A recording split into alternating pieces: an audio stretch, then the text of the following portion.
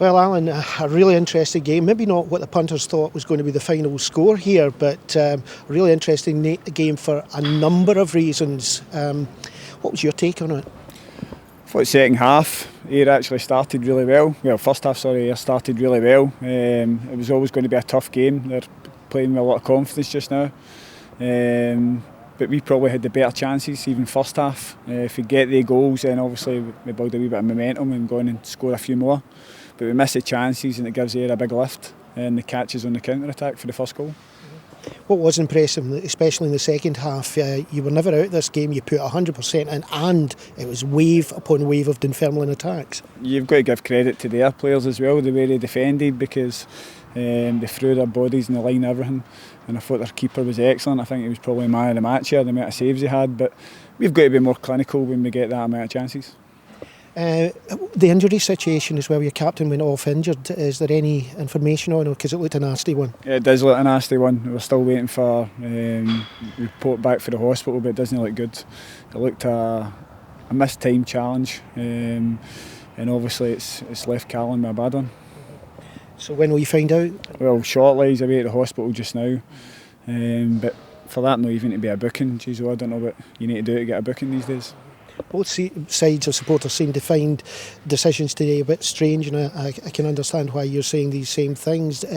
What kind of things do you do after that? Do you talk to the referee? Are you able to talk to him about it and find out what's going on? I asked the referee after the game just to have a look at the video and just ask him his thoughts about the challenge, the speed of the challenge, whether it was uncontrolled or not, whether it's a sending off. But seemingly they're not allowed to look at the video. Can you put in a report about that kind of thing? Do you ask for definition? I don't know, I'm sure he'll have a look at it himself, and I'll speak to John Fleming and get his views on it as well.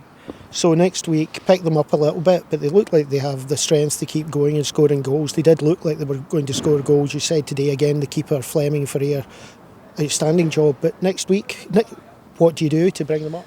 I don't think we need to do much to bring them up, to be fair. They've been excellent again. We've got to learn from not getting caught in the counter-attack. I don't know about the second goal, whether it was a foul on the goalie. I'd need to see that again, but overall I think on the balance of the game we looked as though we should have won that game by a few goals and the amount of chances we created. Well, Ian, I think it's the simplest question out. Are you a happy man tonight? Yeah, I'm happy. I thought we defended well in the second half, but I don't think we played like we can. I don't think we passed the ball and moved it about like we can. I thought in the first half we looked a real threat going forward. I thought we had 3 or 4 kind of half chances with a better pass, a better strike. We could have scored more. I thought Dunfermline threw a lot at us in the second half with, to be honest, long balls and set plays, and we dealt with them all reasonably well, and the goal had 2 or 3 good saves. I'm really, really pleased with the result. I'm really pleased with for the Ayr United fans who've been here. I've been told many times and not had the best of fortune. So, but we always felt, we'd be a match for Dunfermline. It doesn't mean you're going to win, but we always felt we'd be a match for them. And listen, nothing changes. I think pretty sure whoever finishes above Dunfermline will win the league. But it's a marker from us, and we look as if we can score goals against people. There's no doubt. I think the surprise wasn't that Ayr could score goals here. I think it was more the fact that Dunfermline couldn't, and that was down to an exceedingly strong central defensive partnership today with Murphy and McCall, who didn't put a foot wrong. Yeah, I think you don't underestimate how the fullbacks played and how they covered, and also how, Andy Geoghegan's a strong boy, but Jamie Adams was just a colossus today, just muscled everybody. Him and Docherty were a real solid base there. The centre backs played well. Just disappointed we didn't pass the ball on this beautiful pitch as well as we can.